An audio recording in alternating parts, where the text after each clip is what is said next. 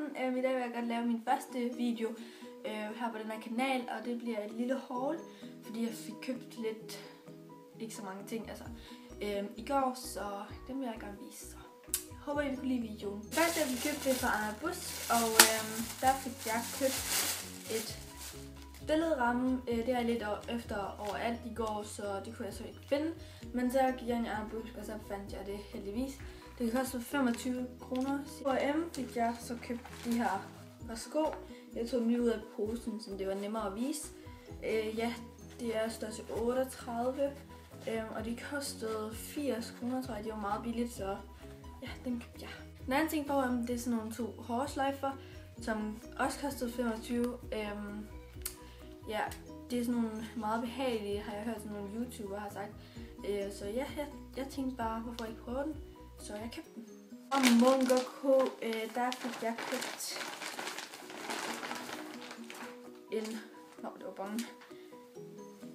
en dejlig sweatshirt, tror jeg den hedder, som der står Just på. Den er også virkelig behagelig og sådan noget, og den kostede, jeg ved ikke helt hvor prisen er, den er der. Den kostede 100 kroner. Moda, posen ligger lige dernede, fik jeg købt sådan nogle blå højtallede bukser for 50 kroner, tror jeg. Jo, 50 kroner. Som også er virkelig flotte, synes jeg. Som også kan anbefales. Jeg prøvede dem nemlig i går, så jeg synes, de var virkelig dejlige til foråret her, hvor det begynder at blive varmere og sådan noget. Så.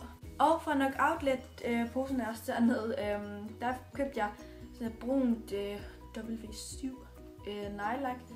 Og jeg fik også købt en lyserød, og farven er i, der står ikke hvilken farve, ja, det gør der heller ikke her, men der står i hvert fald nail polish, så ja, og det hedder W7, og så har jeg hørt, at de er også virkelig gode til neglene, og ja, så ja, derfor købte jeg den. Jeg håber virkelig, jeg har nyt videoen.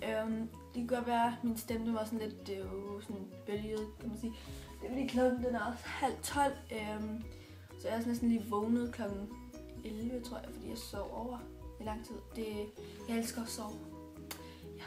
Jeg håber virkelig, at I har kunne lide den her video. Husk at abonnere og like den her video, hvis I kunne lide den. Hvis I ikke kunne lide den, så kan I bare kommentere. Og så kan I skrive, hvad det er, jeg gør bedre næste gang, hvis det er. Og ja, så siger jeg bare, vi ses i min næste video.